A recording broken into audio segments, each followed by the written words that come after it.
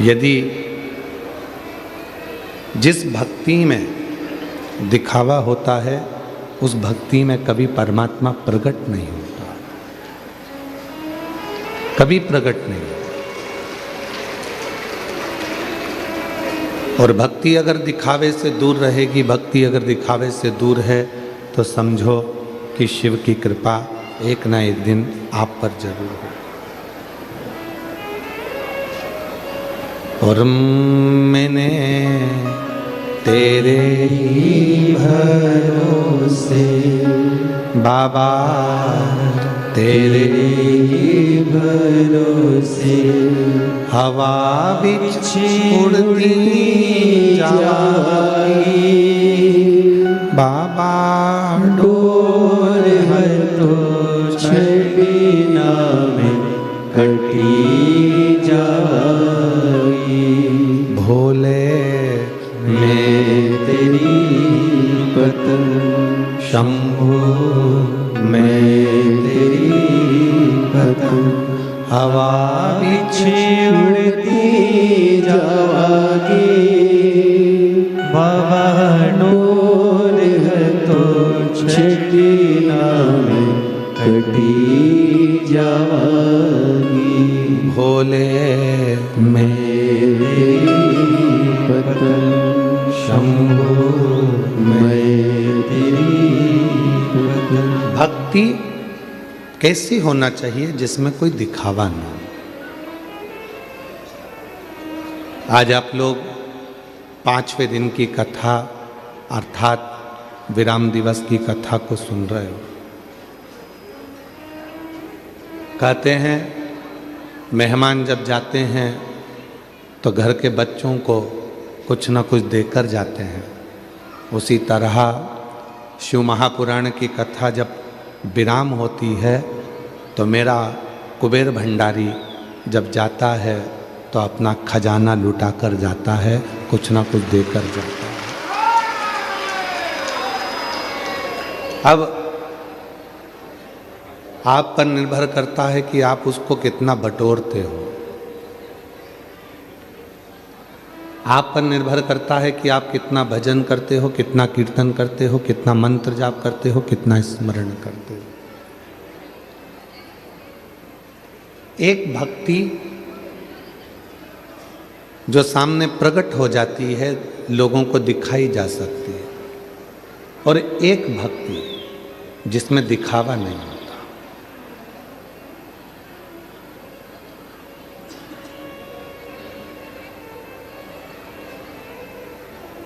कितना सुंदर कहा है,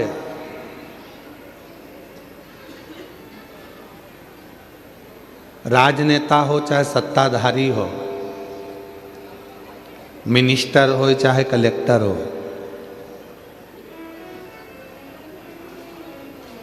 कोई कितने भी ओहदे पर बैठता है तो उसको फूलों की माला पहनाई जाती है। अपने छत्तीसगढ़ में पहनाते कि नहीं पहनाते? जम के तो बोलो, पहनाते। क्या पहनाते हैं? फूलों की।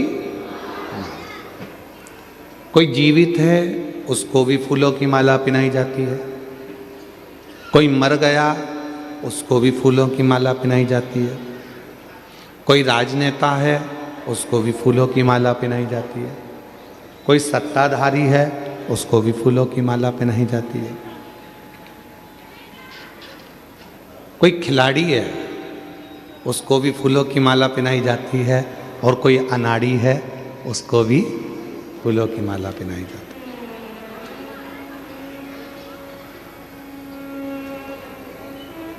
कोई प्रतिमा लगी है उसको भी फूलों की माला पहनाई जाती है। कोई गाड़ी है उसको भी फूलों की माला पहनाई जाती है। केवल एक मेरे भगवान ऐसे हैं, मेरे शिव ऐसे हैं जिनको फूलों की माला नहीं पहनाई जाती।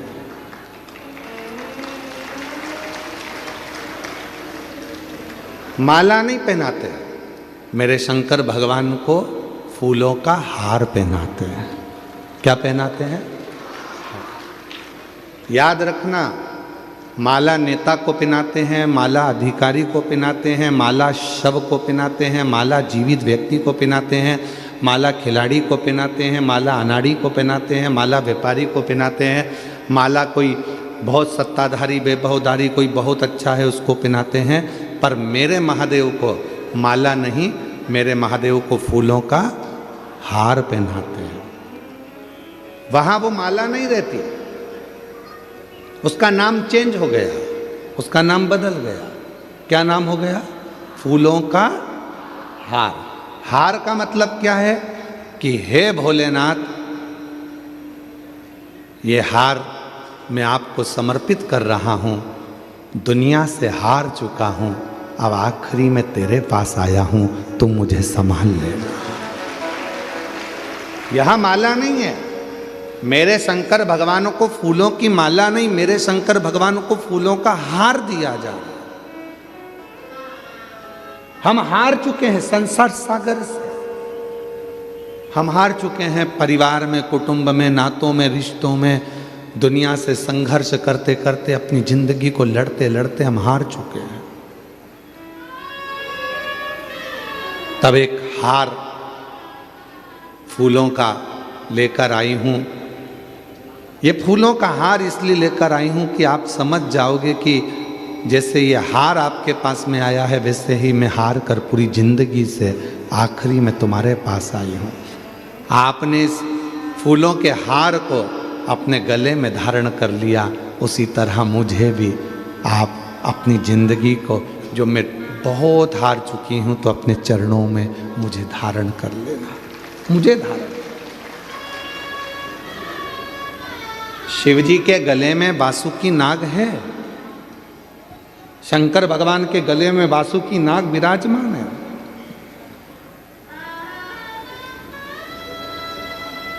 क्या आपको मालूम है वासुकी नाग को भगवान शंकर ने कब रखा था? जब मंथन हुआ समुद्र का और उस मंथन में अमृत निकल गया, लक्ष्मी निकल गई, ऐरावत निकल गया, माणिक मोती निकल गए, औषधियाँ निकल गई, अमृत लेकर देवता चले गए। वो वासुकी नाग सांप जिसको पर्वत पर घिसा जा रहा था, मंथन किया जा रहा था, वो वासुकी नाग एक कोने में पड़ा हुआ था, एक कोने में पड़ा हुआ है वो वासुकी नाग।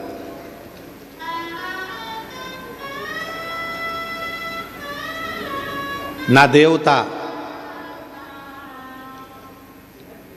ना कोई दानव, ना कोई असुर, ना कोई सुर, कोई भी उस वासुकी नाग के पास नहीं गया। उसके शरीर से रक्त बह रहा था, पूर्ण तरह से वो टूट चुका था। एक ये रस्सी है, अब इस रस्सी को आपने पर्वत पर उसको बांधा और इधर से खींच रहे हो, उधर से खींच रहे हो, पर्वत का थोड़ी ना कुछ बिगड़ेगा, बिगड़ेगा काहे का? जम के बोलो जरा, रस्सी का। जो भी बिगड़ा वो रस्सी का बिगड़ा। उसी तरह वासुकी नाग की रस्सी बनाई गई थी और उसको देवता और असुर मिलकर खींच रहे थे। पर्वत का, मंदराचल का कुछ नहीं बिगड़ा, बिगड़ा तो केवल उस वासुकी नाग का, जो अंदर से पूरा टूट चुका था, घिस घिस के उसके शरीर से रक्त निकल रहा था, वो पूरा हार चुका था, पूरा हार चुका था।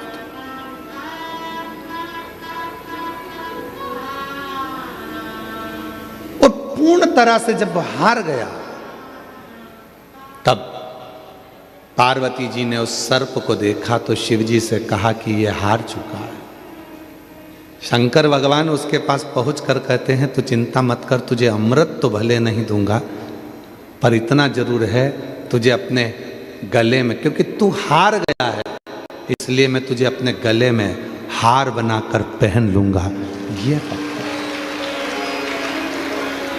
इसलिए मेरे शंकर भगवान को माला नहीं, फूलों की माला नहीं, मेरे शंकर भगवान को फूलों का हार पहनाते हैं। मेरे शिव फूलों का हार पहनते हैं, फूलों का। सब दूर से हार गया हूं। माला फूलों की पहनाओ नेता को, माला फूलों की पहनाओ राजनेता को, माला फूलों की पहनाओ अधिकारी को, माला फूलों की पहनाओ खिलाड़ी को, माला फूलों की पहनाओ व्यापारी को, माला फूलों की पहनाओ फैक्ट्री के मालिक को, माला फूलों की पहनाओ मजदूरों के आनंदमय अध्यक्ष को। जितने अध्यक्ष उपाध्यक्ष नेता मंत्री संतरी कंत्री जितने भी हैं, जो मूर्तियां लगी होती हैं, स्टेचू लगे होते हैं, माला उनको पहनाओ। सब देवताओं को माला पहना सकते हो, मना नहीं है, पर मेरे शंकर भगवान को माला नहीं पहनाई जाती। मेरे शंकर भगवान को जब फूलों का माला नहीं, फूलों का हार जाता है, और वो हार अर्थात मैं जिंदगी से हार चुका हूं, अब मुझे स्वीकार कर लीजिए, इसलिए उसको हार कहा जाता है। शिव के मंदिर में फूलों की माला नहीं होती है, शिव के मंदिर में फूलों का हार होता है। बहुत हारा हूं तब तेरे दरवाजे पर आया, तब तेरे।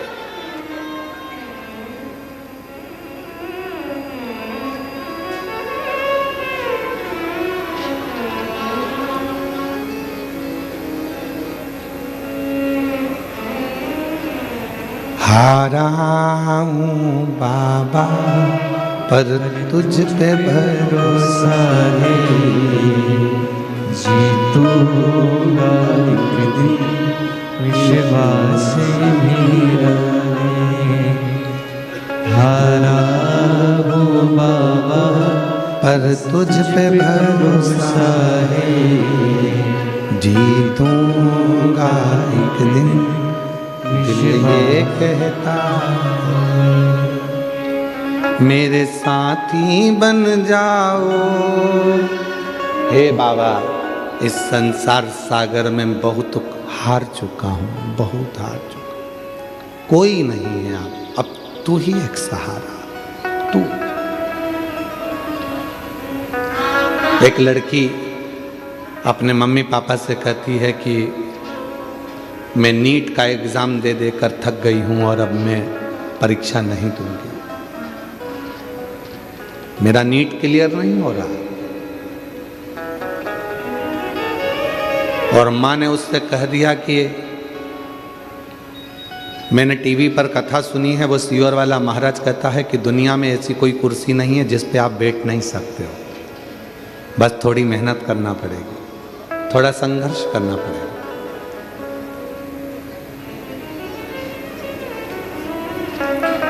एक बार शिव महापुराण की कथा में पहुंचना पड़ेगा। चल मैं तुझे लेकर कुबरेश्वर धाम चलती हूँ, सीहोर चलती हूँ। उस बेटी ने लिखा, ना जाने कुबरेश्वर धाम की मिट्टी में ऐसा क्या है। हम रुद्राक्ष महोत्सव में कथा सुनने के लिए आए थे, पर रुद्राक्ष महोत्सव की वो कथा ना जाने क्या असर करती है कि बाबा से जो मांगो वो बाबा तुरंत प्रदान कर देता है, ये समझ नहीं आता। बेटी से माँ ने कहा चल मैं तुझे सीहोर लेकर चलती हूँ कुबरेश्वर धाम, और वहाँ बैठकर रुद्राक्ष उत्सव है, कथा सुनना रहना। बेटी जब अब जाने लगी तो उसकी छोटी बहन कहने लगी, मम्मी तू तो ऐसी शर्त से बात करती है कि सीहोर वाले महाराज कथा कहते हैं और सुन लो तो ही उसका फल मिल जाता है, तो मैं भी चलती हूँ। छोटी बेटी भी साथ हो गई। बहन की एक लड़की थी, उसने कहा मौसी तुम जा रही हो तो मैं भी चलती हूँ। सीहोर पहुँच गए। कुबरेश्वर धाम पर रुद्राक्ष महोत्सव की 7 दिन की पूरी कथा आसन लगाकर, अपनी दरी बिछाकर, अपनी ओढ़ने का कम्बल सब लेकर गए। सुना। दोनों लड़कियां जो साथ में गई थी, एक लड़की तो दे रही थी नीट का एग्जाम बड़ी वाली, 2 लड़कियां साथ में गई थी, उनने भी कह दिया। एक बोली मौसी तुम कहती हो कि सीहोर वाला बाबा कहता है कि यहाँ से कोई खाली नहीं गया है, तो हम भी नीट का एग्ज़ाम देंगे। छोटी बहन ने कहा कि मैं भी दूंगी, और देखती हूँ वो सीहोर वाले बाबा को, क्या हम तीनों नीट का एग्ज़ाम क्लियर कर सकते हैं। पत्र आया।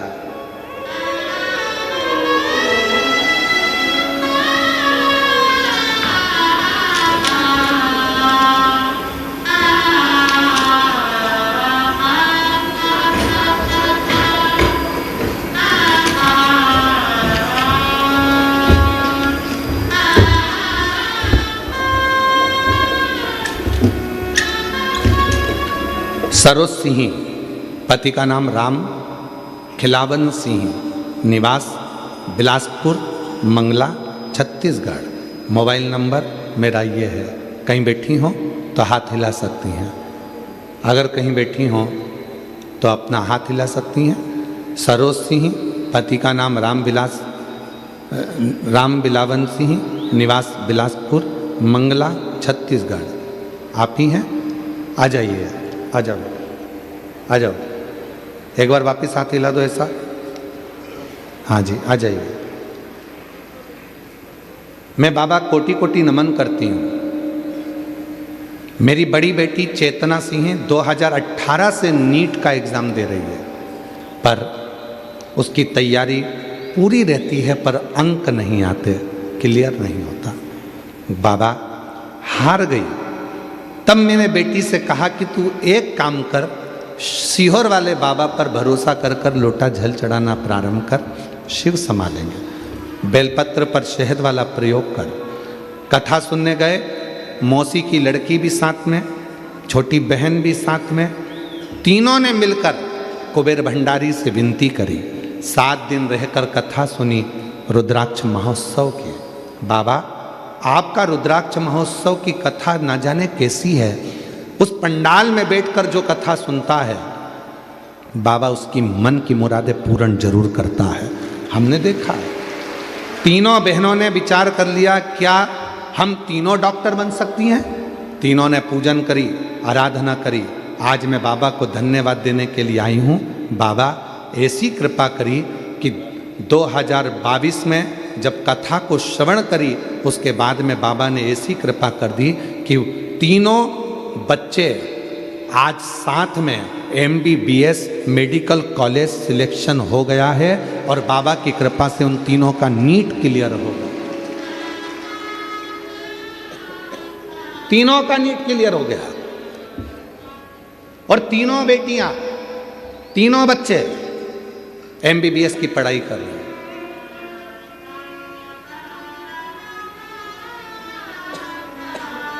एक लाइन अच्छी लिखी है, आप भी साथ में गुनगुना लो।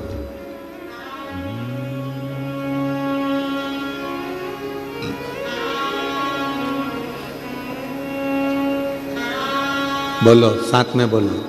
खाली न जाता कोई दर से तुम्हारे, खाली न जाता कोई दर से तुम्हारे, मैं भी खड़ी हूँ नन्ही बाहें फसारे, अपने हृदय से लगा लो,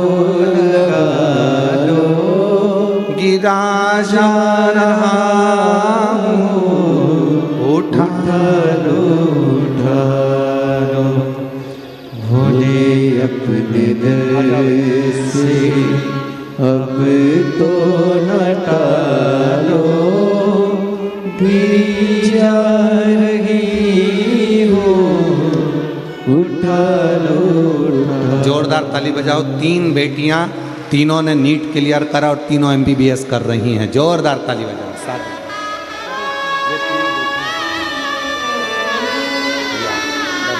भोले अपने डर से अब तो न टालो, गिरा। ये आपकी बड़ी बेटी और छोटी बेटी और ये उनकी इस बहन की लड़की, तीनों ने बाबा से विनती करी थी और तीनों का सिलेक्शन हो गया। तीनों ने नीट क्लियर करा, तीनों MBBS कर रही हैं।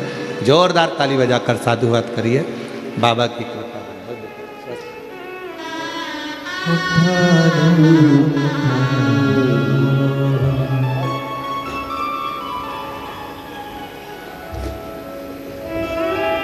तेरी कृपा का क्या है भरोसा, कब किस पर हो जाए, जरा हम पर कर दो, जरा हम पर कर दो।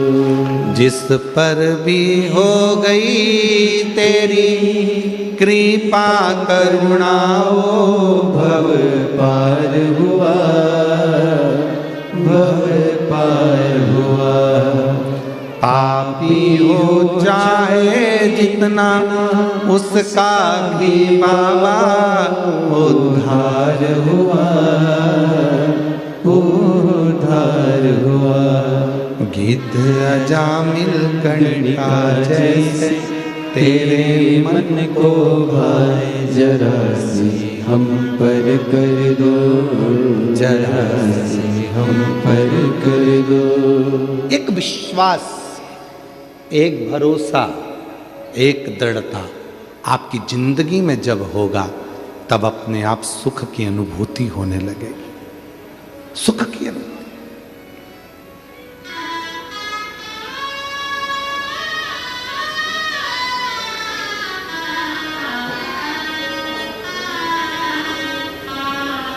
तुम्हारा एक लोटा जल चढ़ाने से हमारा कोई फायदा नहीं है। तुम यह मत सोचना कि सीहोर वाले बाबा का कोई फायदा होगा, फायदा तुम्हारा है। बीच रास्ते में ट्रैफिक पुलिस के लोग तुमको रोक कर, गाड़ी को रोक कर कहते हैं कि सीट बेल्ट लगाओ, हेलमेट लगाओ। उसमें ट्रैफिक पुलिस का कोई फायदा नहीं है, उसमें फायदा तुम्हारा है। हेलमेट लगाओगे, एक्सीडेंट अगर हो भी गया तो कम से कम इस सिर में चोट नहीं लगेगी, घर पर तुम्हारा कोई इंतजार कर रहा है, उससे मिल सकोगे। इसलिए सीट बेल्ट और हेलमेट दोनों जरूरी है। सीट बेल्ट भी जरूरी है और हेलमेट भी जरूरी है। इसमें ट्रैफिक पुलिस का फायदा नहीं है। हेलमेट लगाने का प्रेशर दिया जाता है, हेलमेट लगाओ, हेलमेट लगाओ। क्यों लगाओ? तुम्हारी सुरक्षा के लिए, तुम्हारी रक्षा के लिए। छोटे छोटे घर में बच्चे हैं, घर में कोई इंतजार कर रहा है तुम्हारा कि पापा बाजार गए हैं, आते होंगे, और कोई घटना घटे, उससे अच्छा कि हेलमेट लगाओ, सीट बेल्ट लगाओ, क्या जाता है।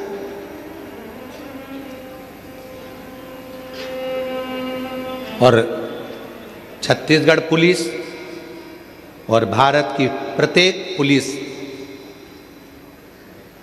आपके साथ कदम से कदम मिलाकर खड़ी हुई है, आपकी सुरक्षा के लिए, आपकी रक्षा के लिए। आप उनको साथी बनाकर चलो ना, वो आपके साथी बनकर चलना चाहते हैं कि भाई आप स्वस्थ रहें, आप ठीक रहें, स्वस्थ रहें, ठीक रहें।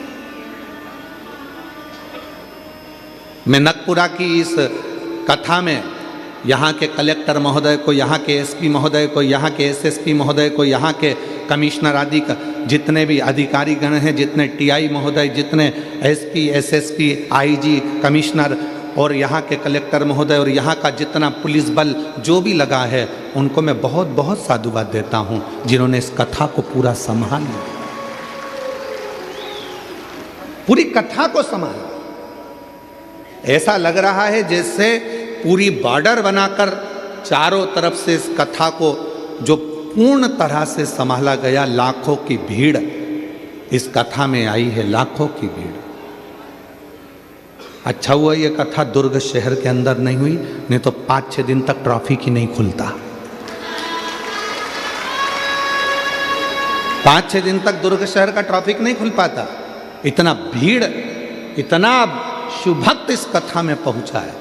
और यहाँ के पुलिस प्रशासन को, यहाँ के कमिश्नर आदि, एसपी, एसएसपी, आईजी, एसडीएम, जो भी अधिकारी गण हैं, टीआई आदि, सबको बहुत साधुवाद देता हूँ। यहाँ की चिकित्सा विभाग को, यहाँ की पीडब्ल्यूडी विभाग को, यहाँ के स्वास्थ्य विभाग को बहुत साधु संभाला हुआ, बहुत संभाला। पूरा चाक चौबंद व्यवस्था रखी गई। हजारों पुलिस बल यहाँ तैनात हुआ, हजार, और सब ने अपनी ड्यूटी पूर्ण तरह से समर्पण के साथ करी। पुलिस आपका साथी है, ये नहीं कि अब भय ना, साथी है। आप सही नियम से चलिए, आपका जीवन एक आनंदित हो, सफलता की हो।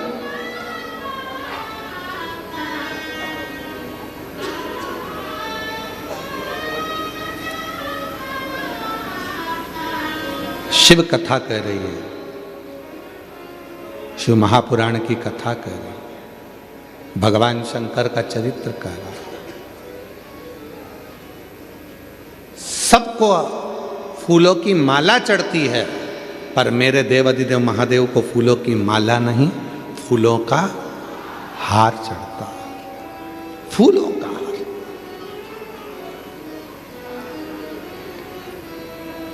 सब देवताओं को भी फूलों की माला चढ़ जाती होगी, पर मेरे देवाधिदेव महादेव को तो केवल फूलों का हार। क्यों? क्योंकि उस बासुकी नाग पूरा हार चुका था, पूरा हार चुका था। वो वासुकी नाग अंदर से टूट चुका था, पूरा हार चुका था। और मेरे भोले बाबा ने कह दिया तू हारा है, इसलिए मैं तुझे अपना हार बना लेता हूं, तो चिंता मत कर, मैं तुझे संभाल लूंगा, संभाल। जब पूरी दुनिया से ठोकर खाकर थक जाओ, जगह जगह पर जाकर तुम थक जाओ, सारी दुनिया के हाथ जोड़ते जोड़ते थक जाओ, तब आखिरी में मेरे शिव के पास आना, तब मेरे भगवान शंकर के पास आओ। पर शिव के पास जब भी जाओ तो थोड़ा चेहरे पर स्माइल होना चाहिए। हम पहले भी कहे, आज फिर कहते हैं, अपनी स्माइल और अपनी स्टाइल कभी कम मत होने दो।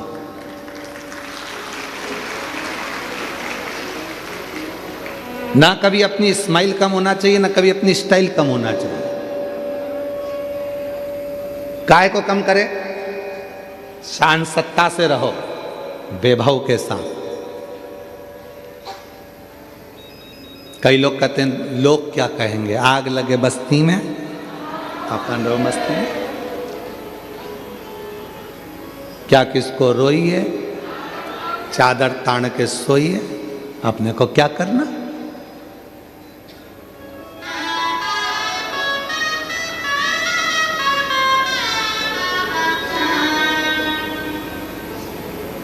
जो तुम्हारे पास में है उसमें खुश रहना प्रारंभ करो।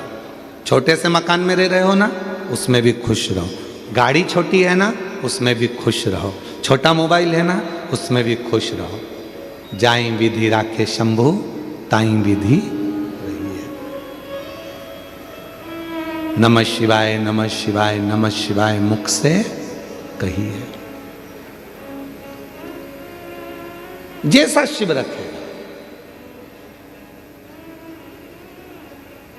जैसा मेरा उघड़दानी मेरा शंभू रखे, वैसे रहो प्रेम। शिव के पास जाना तो अपने चेहरे की स्माइल कम नहीं होना चाहिए। अपनी, हम फिर कहेंगे, अपनी स्माइल और अपनी स्टाइल कभी कम मत होने दो। जैसे रहते हैं, कितने भी बूढ़े हो जाओ, कितने भी बुजुर्ग हो जाओ, कभी अपने आप को बुढ़ा मत समझो। कोई भी पूछे कैसे, आई एम फाइन, मस्त। तो उम्र कितनी हो गई? 70 की। अरे अब तो तुम बूढ़े हो गए। तो कहे बूढ़ा तेरा बाप, हम काहे के बूढ़े, इसको कोई बूढ़ा कहते?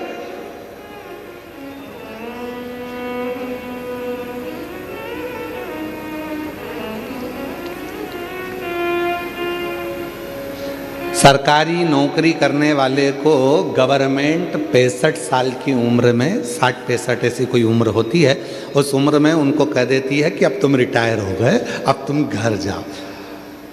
ये व्यासपीठ कहती है, वो तो सरकार ने कहा कि तुम घर चले जाओ। और अगर सरकार कह दे कि 65 साल में, 65 साल के बाद भी सरकार कह दे कि अब तुम्हारी नौकरी 90 साल तक की है, भला कोई बुढ़ा होके बता दे?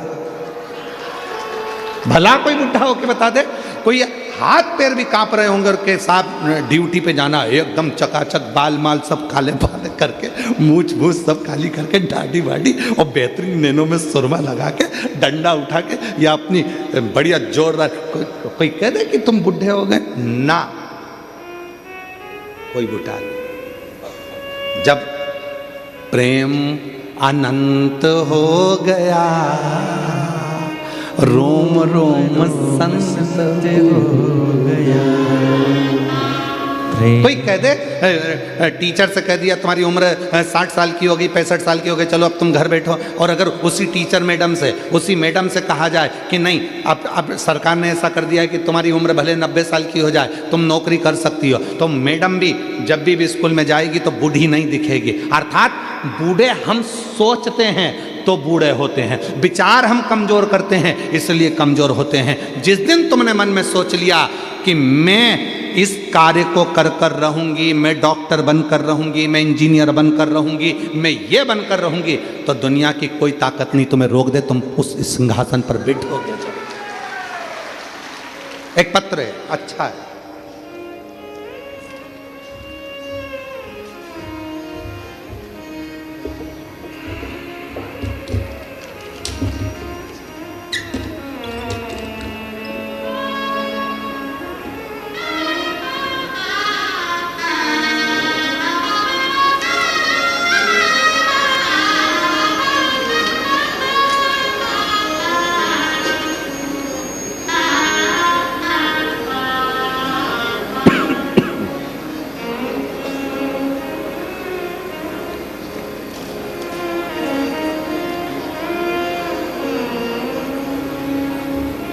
इंदिरा हीरामन मेहर, गांव भंडारा, महाराष्ट्र। आप ही हैं? हाथ हिलाओ एक बार वापस। आ जाइए, आ जाइए, आ जाओ, एक बेलपत्र ले जाना। बड़े खुश दिख रहे हो, शिव की कृपा है।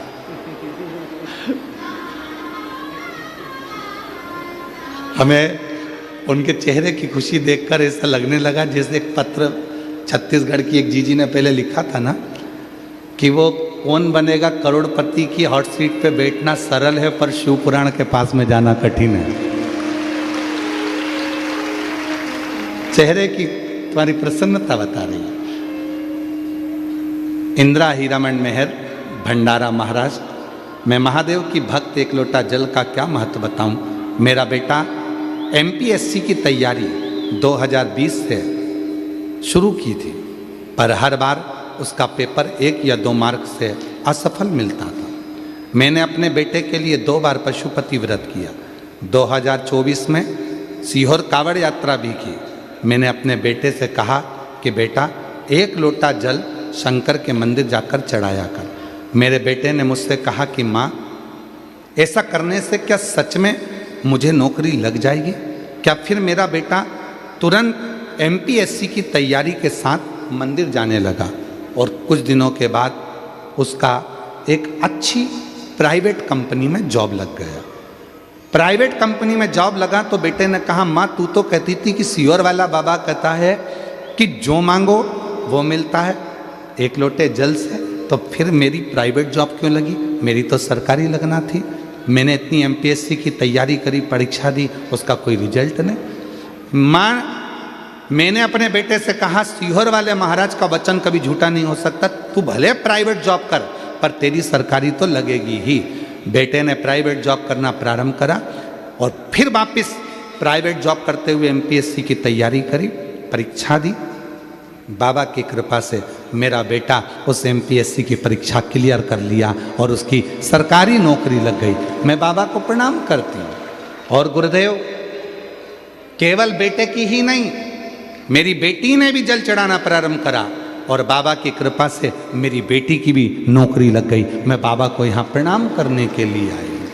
और जो जैसी भावना लाया वो वैसा ही फल पाया, नहीं खाली उसे लौटाया वो मन ही मन हर्षाया, और कर दिया माला माल काशी वाले, लुटा दिया भंडार काशी वाले, लुटा दिया भंडार काशी वाले, कर दिया माला माल काशी वाले।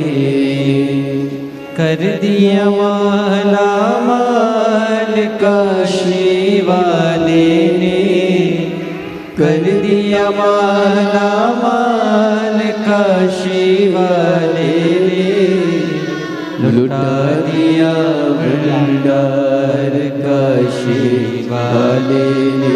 बधाई आपको बहुत। कर दिया माला माल काशी वाले।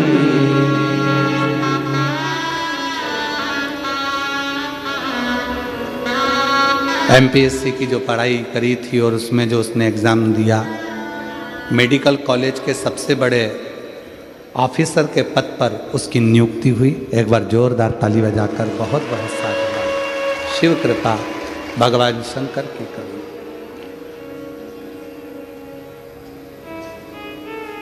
दुनिया की दृष्टि में केवल ये शिव महापुराण की कथा होती है कि सियोर वाला बाबा आता है, कथा कर कर चला जाता है, पर नहीं।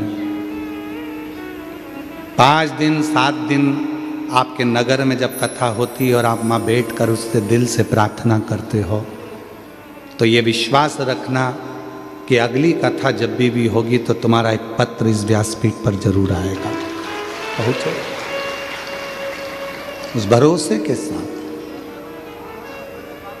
पूर्ण विश्वास के साथ, पूर्ण भरोसे के साथ आप कथा को सुनो।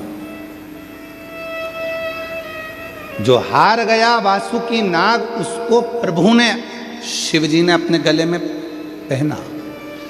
33 कोटि देवताओं को अमृत मिला था पीने के लिए, सबको अमृत मिला था पीने के लिए, पर किसी ने उस वासुकी नाग को देखा? जम के तो बोलो, देखा? उसके शरीर से रक्त बह रहा था, शरीर टूट चुका था, घिस चुका था, वो एकांत में पड़ा हुआ रो रहा था। कोई ने उसको उठाया तक नहीं, कोई नहीं उठाया। तो केवल मेरे देव अधिदेव महादेव। गले में हार बनाकर पहना तो मेरे देव अधिदेव महादेव।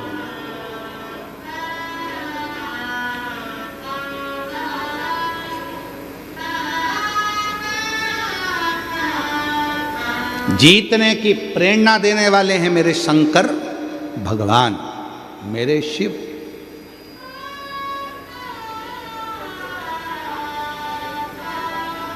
सारी दुनिया कहती है भगवान कृष्ण का एक स्वरूप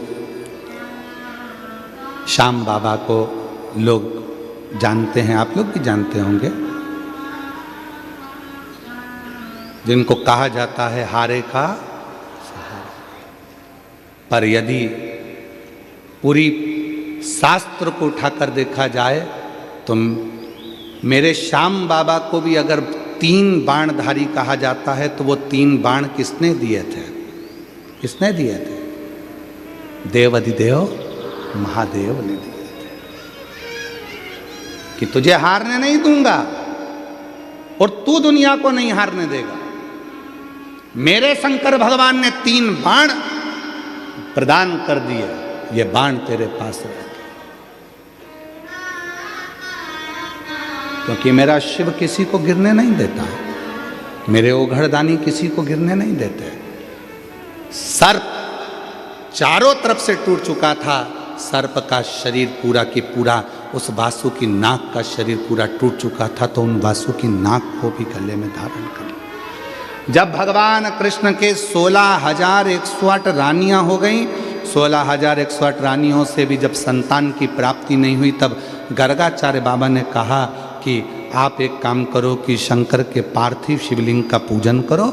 एक एक रानी के साथ में 11 दिन तक भगवान कृष्ण ने शिव जी की आराधना करी और भगवान शंकर ने वर प्रदान करा। शिव जी ने वर दिया, हे कृष्ण, तुमने एक एक रानी के साथ मेरे पास मेरी पूजन करी है, मेरी आराधना करी है, मैं वर देता हूँ, तुम्हारी एक एक रानी से 11 संतान होगी। एक भी संतान भगवान कृष्ण की नहीं थी। शिव की आराधना से भगवान कृष्ण के घर में 1,77,186 बच्चे हुए, शिव की कृपा से, शंकर की करुणा से। लंका पर विजय प्राप्त करना कठिन था। तब भगवान राम जी ने विचार कर लिया कि बिना शिव के लंका पर जीत नहीं हो सकती। रामेश्वर धाम की स्थापना करी, पूजन करी, तब लंका पर चढ़ाई करी। किसको नहीं दिया मेरे शिव ने? किसको? मां जगत जननी को भी दिया, किसको नहीं दिया? आज दुनिया के लोग कहें कि ये वो, हम कहें बिना सोचे बिना मांगे अगर कोई दे सकता है तो वो देव अधिदेव महादेव दे सकते हैं, बिना सोचे बिना मांगे। केवल आप एक लोटा जल चढ़ाओ, सब कुछ दे देता है, सब कुछ। किसको नहीं?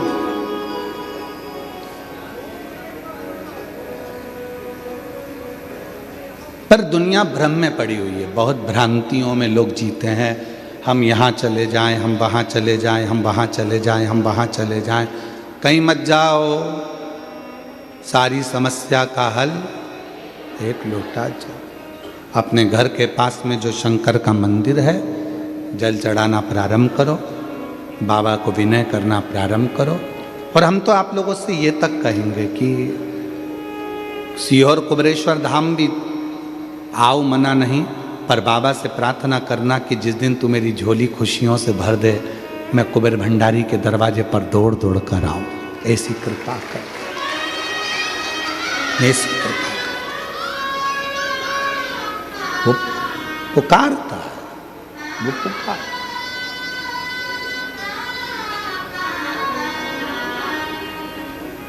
उससे नित्य नित्य प्रार्थना करा करो, नित्य प्रार्थना। कुबेर भंडारी रे दूर करो दुख मेरा, कुबेर भंडारी रे दूर करो दुख मेरा, दूर करो दुख मेरा, हाँ दूर करो दुख मेरा, दूर करो दुख मेरा, हाँ दूर करो दुख मेरा। कुबेर भंडारी रे दूर करो दुख मेरा, ओ कुबेर भंडारी रे दूर करो दुख मेरा। तेरे दरवाजे पर आकर तुझे पुकारूं मेरे कुबेरेश्वर बाबा, मेरे जीवन के सारे दुखों को समाप्त कर दो। दूर करो दुख मेरा, दूर करो दुख मेरा, दूर करो दुख मेरा, दूर करो दुख मेरा।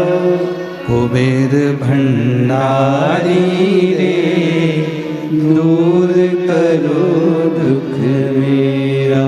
अरे त्रिपुरारी रे दूर करो दुख मेरा। बस उसको पुकारते रहो, उससे कहते रहो। तुम्हारा चेहरा देखकर हो सकता है कि लोग तुमसे जुड़ जाएं। तुम्हारा चेहरा देखकर हो सकता है लोग तुमसे जुड़ जाएं। तुम्हारा धन देखकर हो सकता है कि लोग तुमसे जुड़ जाएं। तुम्हारा वैभव देखकर हो सकता है कि लोग तुमसे जुड़ जाएं। तुम्हारी सत्ता देखकर हो सकता है कि लोग तुमसे जुड़ जाएं। पर याद रखना, मेरा शंकर, मेरे शिव ना तुम्हारे चेहरे से जुड़ते हैं, ना तुम्हारे वैभव से जुड़ते हैं, ना तुम्हारे धन से जुड़ते हैं, ना तुम्हारी सत्ता से जुड़ते हैं। मेरे शंकर भगवान तो तुम्हारे निर्मल मन और एक लोटे जल से केवल जुड़ जाते हैं, वो तुम्हारे चेहरे से नहीं जुड़ते, चेहरे से नहीं।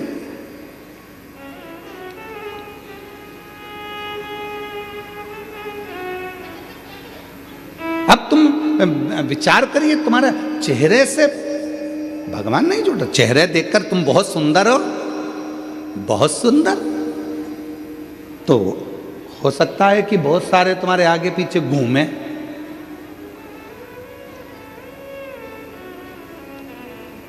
कल हमने देखा था, कल वो जीजियों आई थी,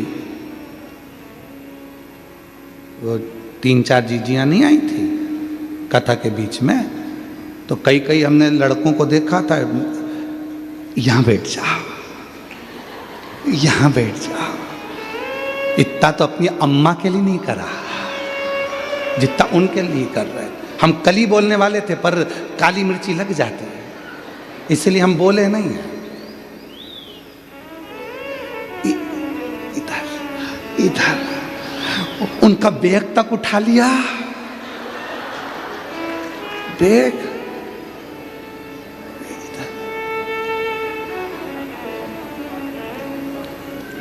तब उनको भी लगने लगा, चलो बैग उठा, फिर इधर, फिर इधर, फिर इधर। अपनी अम्मा के लिए जगह नहीं करी, उनके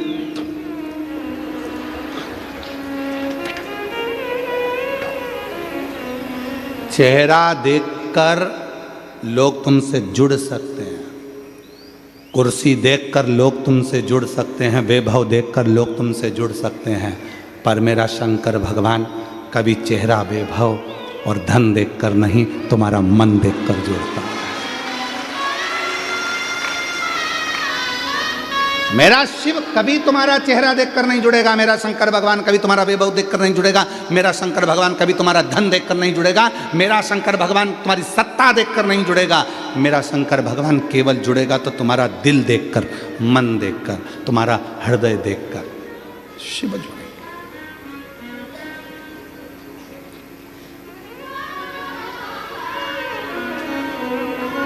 उसको तुम्हारे वैभव से, तुम्हारी सत्ता से, तुम्हारे चेहरे से कोई मतलब ही नहीं है, कोई मतलब नहीं उसको। तुम्हें मतलब हो सकता है बैग भी उठा लोगे, चलेगा, और उसको मत। महाराज जरा विचार करिएगा कि उसने तुम लोगों को इतना सुंदर बनाया है तो वो कितना सुंदर होगा, जरा विचार करिएगा, कितना सुंदर।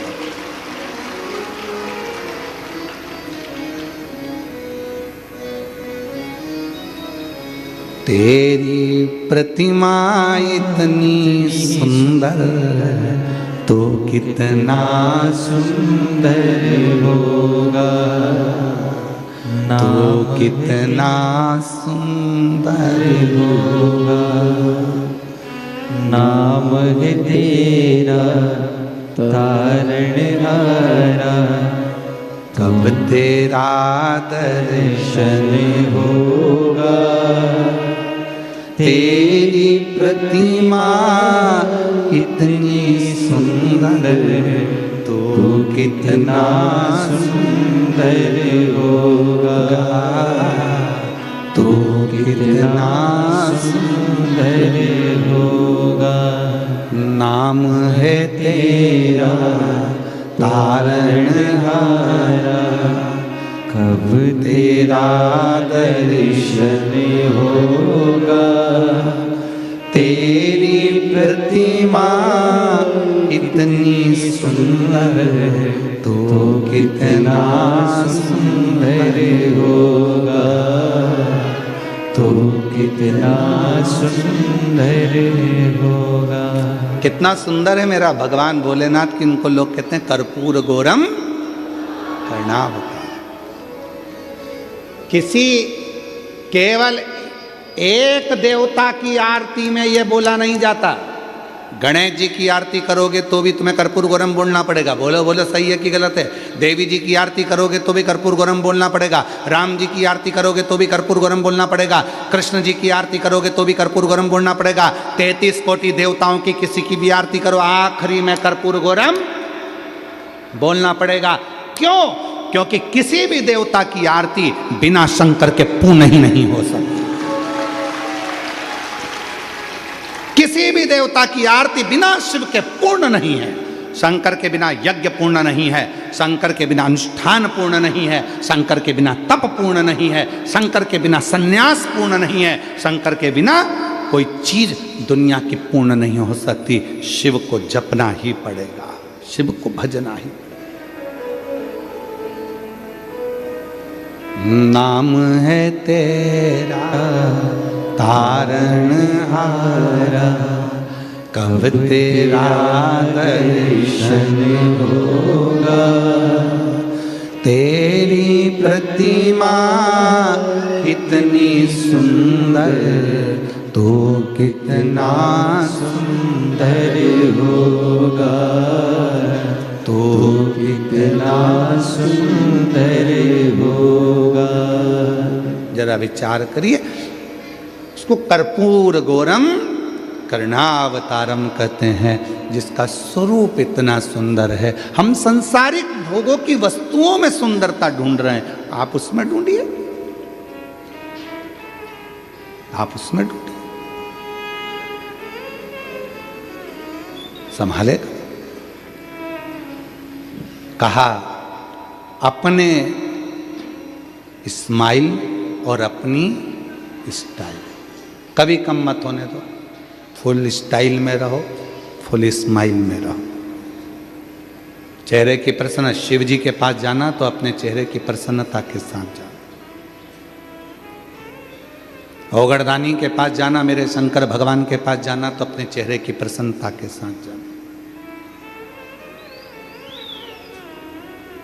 कई लोग कथा में भी आते हैं तो उनके चेहरे पर प्रसन्नता नहीं रहती।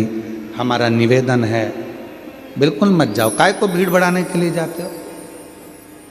और हम तो आपसे कहेंगे, निवेदन करेंगे, भीड़ बढ़ाने के लिए कभी कथा में मत आना। शिव महापुराण की कथा में कभी भी भीड़ बढ़ाने के लिए मत आना।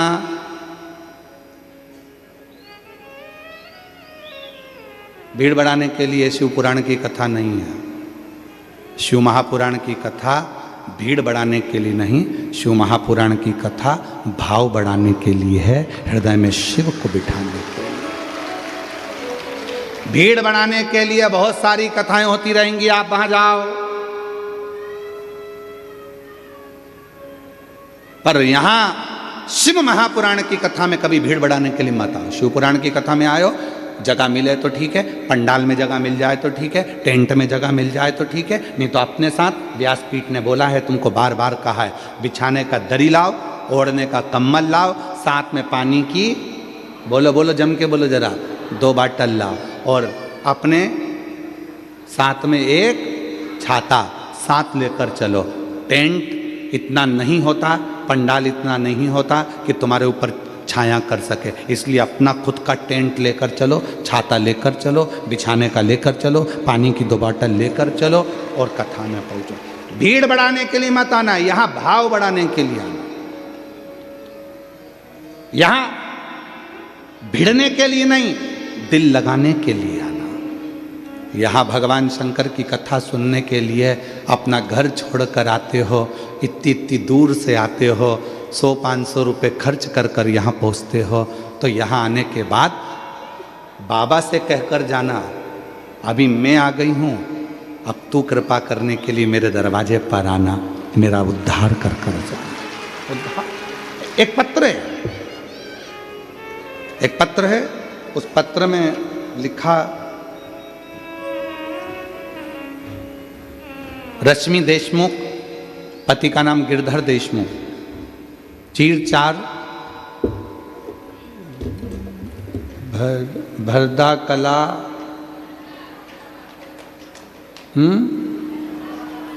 भरदा कला, जिला बालोद। मेरा मोबाइल नंबर ये है, कहीं बैठे हों तो हाथ हिला सकते हैं। आप ही हैं, बच्चे आए हैं क्या साथ में? लिया, दोनों को लिया।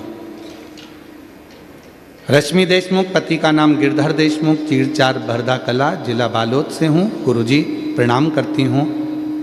शादी के कई साल निकल गए थे, 1 साल, 2 साल, 3 साल, 4 साल, 5 साल, 6 साल, 7 साल, 8 साल, 9 साल, 10 साल, 11 साल, 12 साल, 13 साल, 14 साल, ऐसे सालों निकल गए। 14 साल शादी के निकल गए, औलाद का सुख नहीं था। सारे डॉक्टरों का इलाज करवाया गुरुदेव, फिर भी संतान नहीं हुई। 3 बार IVF करवाया और 3 बार जब IVF करवाया परंतु वो भी फेल हो गया, संतान का सुख नहीं आया गुरुदेव। तब मेरी दीदी ने मुझे कहा कि सीहोर वाला बाबा कथा कहता है, एक बार सीहोर चली जा, कुबरेश्वर धाम पर जा, झोली पसार कर बाबा से रुद्राक्ष महोत्सव में बाबा से प्रणाम कर, कथा सुन। रुद्राक्ष महोत्सव की कथा वो कथा है जो कुछ ना कुछ देती जरूर है। 7 दिन रुद्राक्ष महोत्सव की कथा में पहुंच, कथा में गई, प्रणाम करा, पशुपतिनाथ का व्रत करा, सफ़ेद आंकड़े की जड़ का प्रयोग करा, भाटा पारा, कोकड़ी पंडाल में कथा सुनने के लिए गई। वहाँ की मिट्टी को अपने पेट पर लगा लेती हूँ गुरुदेव। समझ में नहीं आता, जहाँ आप कथा करते हो वहाँ के पंडाल की मिट्टी इतनी कामगार हो जाती है कि वहाँ की मिट्टी भी अगर शरीर पर लगाई जाए तो दुख मिटा देती है। मैंने भाटापारा की मिट्टी को अपने पेट पर लगाया, फिर मैंने कोकड़ी की मिट्टी को पेट पर लगाया और बाबा से प्रार्थना करी, बाबा मुझे संतान दे दो। बाबा 2 बार सीहोर गई, 2 बार कंकर शंकर पूजन करा और बाबा ने ऐसी कृपा कर दी कि मेरा गर्भ ठहर गया। 14 साल के बाद 12 मई 2025 को बाबा की कृपा से मुझे एक नहीं, बाबा ने 2 संतान दे दी। बाबा की कृपा से प्राप्त मुझे 2 संतान दे दी। एक का नाम मैंने रखा है श्री और दूसरे का नाम रखा है शिवाय। शिव की कृपा से प्राप्त हुआ। मार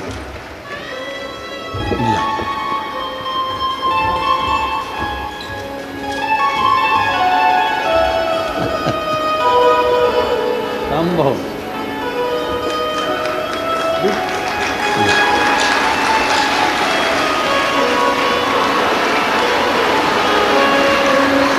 शंभो बाबा, एक श्री और एक शिवाय। शंभो ओ शंभो शंभो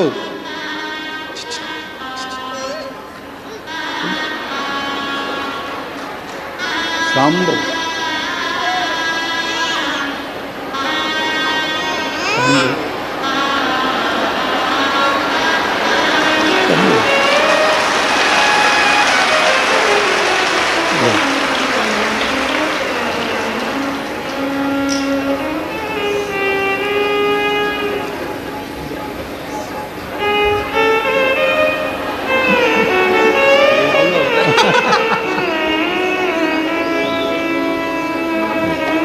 पहले आंसू पोछो, आंसू पोछो, पहले आंसू पोछ के फिर लो, रोते नहीं। बाबा ने दे दिया ना, आंसू पोछो पहले बेटा, इधर आंसू पोछो। जिस पर भी हो गई तेरी कृपा करुणा वो भव पार हुआ, भव पार हुआ। पापी हो चाहे जितना उसका भी बाबा उद्धार हुआ, उद्धार हुआ। गिद्ध अजामिल गण का जैसे तेरे मन को भाई जरा सी हम पर कर दो, जरा सी हम पर कर दो। शिव दुनिया में जो हार जाता है, सब दूर से ठोकर खा लिए, सब दूर से धक्के देकर निकाल दिया गया। जब कहीं से काम ना बने तब निवेदन करूंगा एक बार सीहोर कुबरेश्वर धाम आकर बाबा का कंकर पूछ कर जाओ। निमंत्रण है आप सबको। 14 फरवरी से 20 फरवरी तक कुबरेश्वर धाम पर रुद्राक्ष महोत्सव है। आप अपने मायके में आओ, अपना आसन बिछाओ, बाबा से प्रार्थना कर, 2 रोटी पाकर 7 दिन बाबा की भक्ति करो, आराधना करो, साधना करो, विनय करो। अपने मायके में बाबा के धाम में शिव से प्रार्थना करें, निवेदन करें, उसको भजो। किसको नहीं देता वो?